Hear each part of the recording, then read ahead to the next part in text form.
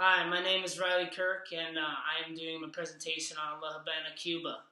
An interesting fact about La Habana, Cuba is it is a Spanish-speaking country, and in more Spanish-spoken countries, the V is pronounced as a B, and that's why La Habana is actually more, as you can say it, La Habana, Cuba. La Habana, Cuba is the largest city in Cuba, which has 2.1 million people that live in it, and it's 281 square miles. And this is the fourth largest metropolitan area in the Caribbean region. To start off with, the three major points I'm going to get to are the geography, attractions, and culture.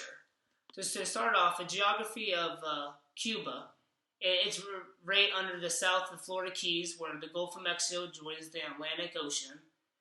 The city extends mostly westward and southward along the city. And on top of the geography part, being right next to the Florida Keys, you get a nice tropical climate, which has been shown that over 1 million people visited La Habana, Cuba last year, and that was a 20% raise from 2005. So as you can see, many people are starting to visit La Habana, Cuba, and on just saying the geography part, I'm also going to discuss the attractions. The number one attraction in Cuba is Old Havana. The Old Havana is a nice, elegant, neoclassical, Baroque-styled building, so cobblestone and narrow streets. A lot of tourists travel around the world to see these nice classical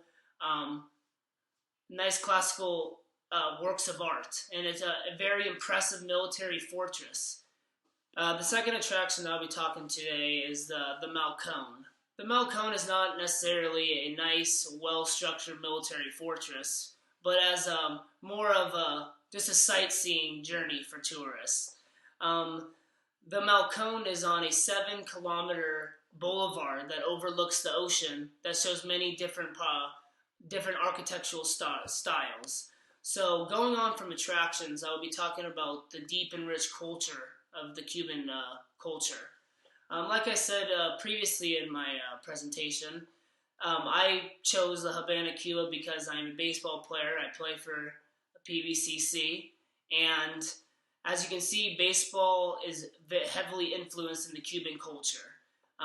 Just last year was the first time an MLB team went to Cuba and played the Cuban national team. It was actually the first team to play there since 1996. This showed that there's many things that the United States and Cuban culture can be getting shared on, and also President Obama was actually in the stadium as well. But that's not all the culture. But some of the culture features museum, palaces, public squares, avenues, churches, fortresses, and the list goes on, because the culture of the Habana, Cuba is very rich in the Baroque and the neoclassical styles. I'd just like to thank you and to show you that the Habana, Cuba, from the geography, the attractions, to the culture, that I think it's something that would interest you, and I really want to go for my first time as well, so thank you.